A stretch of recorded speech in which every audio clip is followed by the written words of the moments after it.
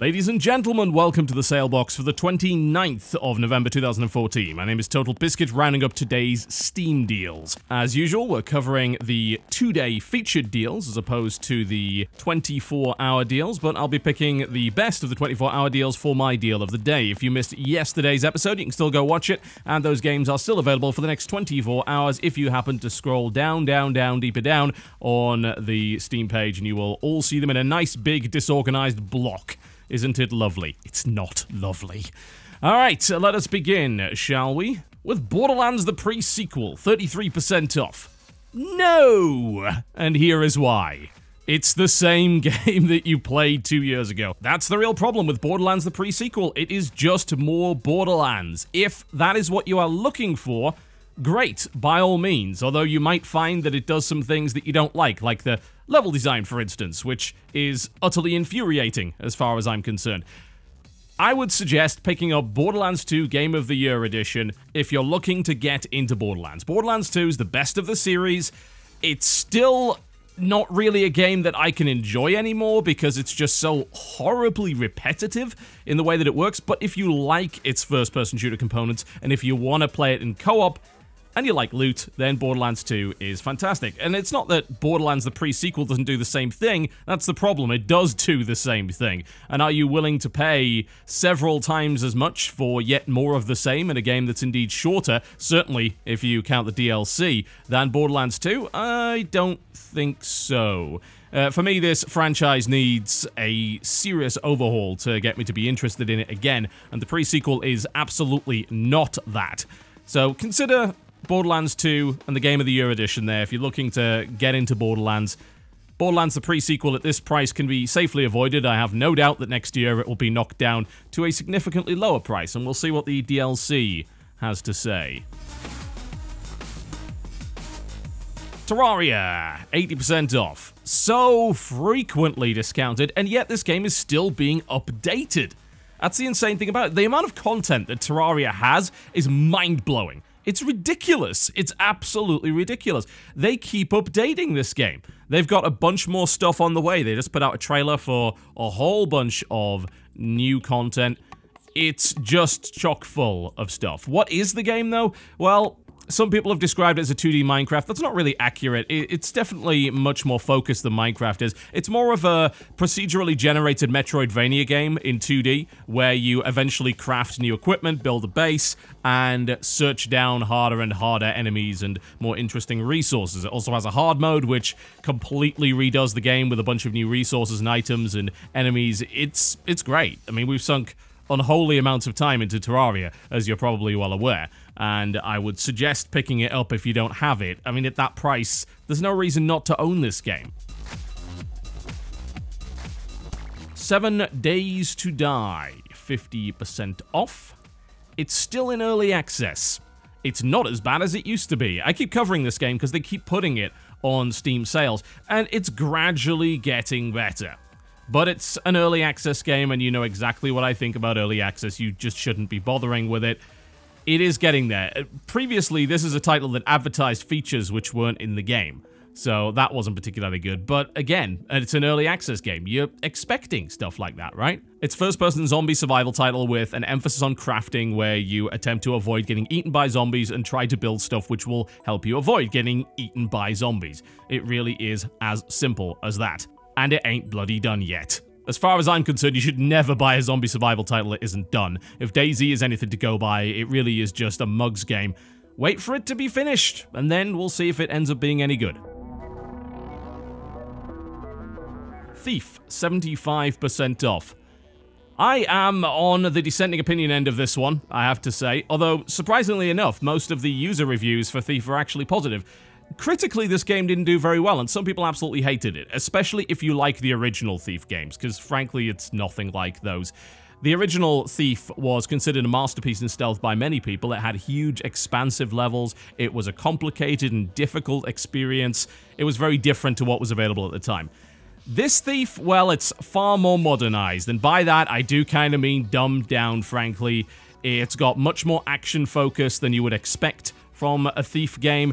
It's got smaller levels, it's got less creativity involved in it, And the story is, well, you can take it or leave it. But personally, I actually enjoyed it. I found the city very interesting to explore, I found it very atmospheric, I absolutely loved the graphical fidelity, I mean, it's a great looking game, and generally speaking, the stealth system worked the way that I would have expected it to. But I can absolutely see why a bunch of people didn't like it. Bear in mind, I'm not someone that likes stealth action games, or indeed stealth games. I prefer stealth action to stealth, certainly, mostly because I'm terrible at them, so my opinion on this game is perhaps not that useful for those of you that love stealth games, but if you don't like them, this is, in my opinion, a stealth game for people that don't like stealth games.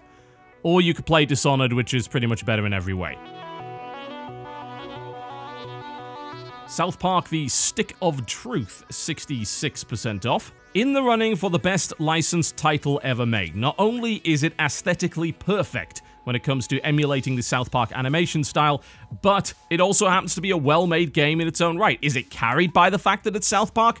Yes, it honestly is, because the writing kind of makes or breaks that game. But it's got great equipment customization and a fairly enjoyable JRPG-like combat system. The game has plenty to do, although I did find the navigation to be something of a pain in the arse. What will make or break the game for you is whether or not you can enjoy the South Park sense of humor, which is there in spades with everything you could possibly imagine, from scat humor to anal probing. It's all there.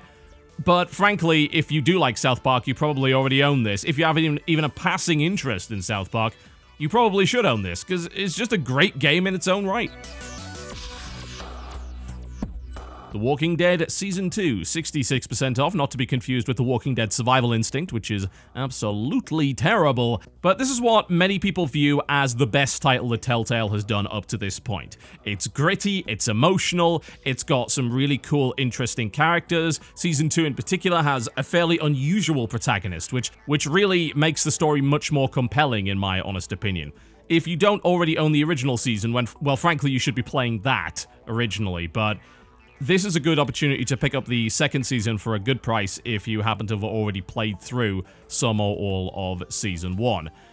I personally prefer The Wolf Among Us. I just prefer the subject matter a little bit more, but The Walking Dead is really well written, and is a game that will present you with both moral quandaries and quite a lot of suspense. Just bear in mind, if you're looking for a more traditional point-and-click kind of adventure game, The Walking Dead is not that. It's very much the Telltale style of narrative, choices in dialogue, and occasional quick-time event action sequences. Fallout New Vegas, 75% off. The price on this is just ridiculous. Bear in mind that's 75% off $10 or your regional equivalent. So this is not 75% off the retail price. This is just stupidly cheap. I mean, why on earth would you not own this? You can also pick up the Ultimate Edition for double that price, but it does come with 6 pieces of DLC. Some of them are okay, some of them are not. Old World Blues is absolutely awesome, but things like the Gunrunner's Arsenal and the Courier's Stash, they're throwaway. Lonesome Road is okay. Honest Hearts is okay.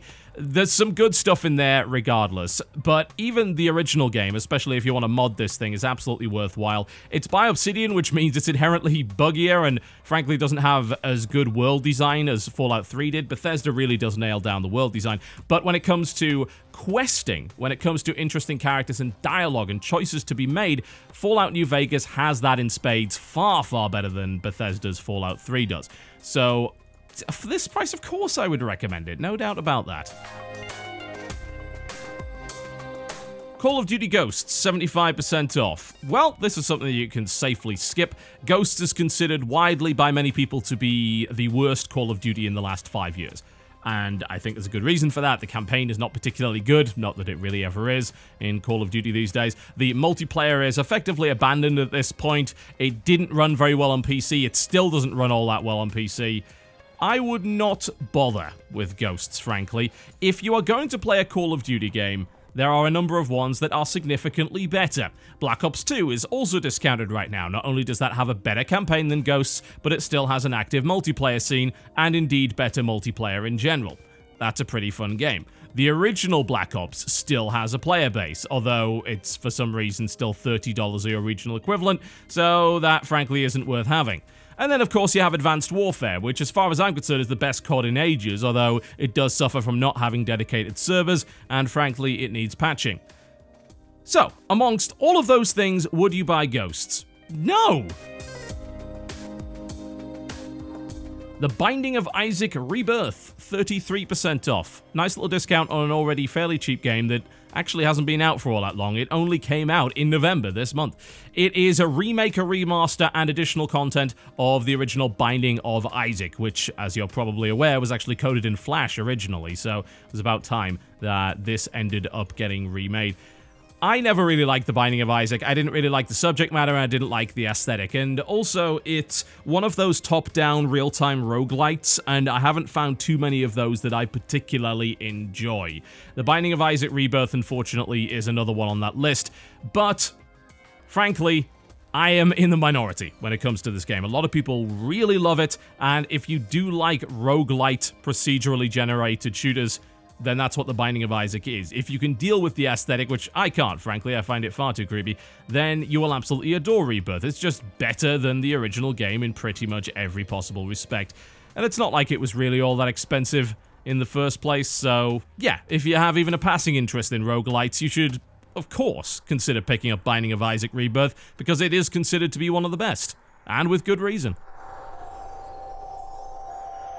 That brings us on to our deal of the day. Remember, this one is only available for 24 hours, so grab it quick. There's a lot of good deals on the dailies today, but the one that I would have to go with, and that's probably due to what I'm playing right now, that being Inquisition, is Dragon Age Origins, which is still better than Inquisition and certainly better than 2.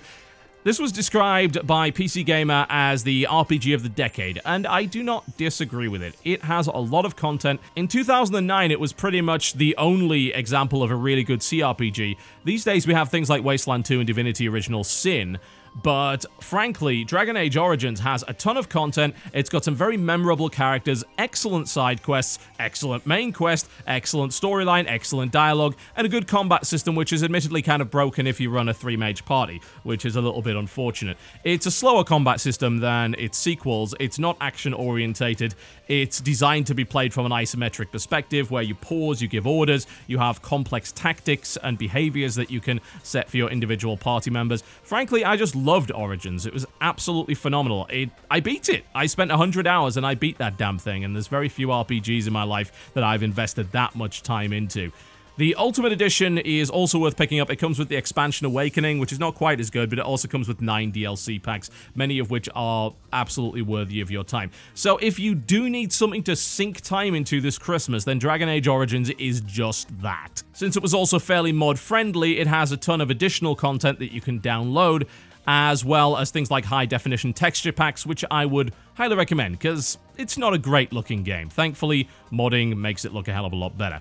Alright, folks, that is me done for the day. Thank you very much for watching the Salebox, and I'll see you next time.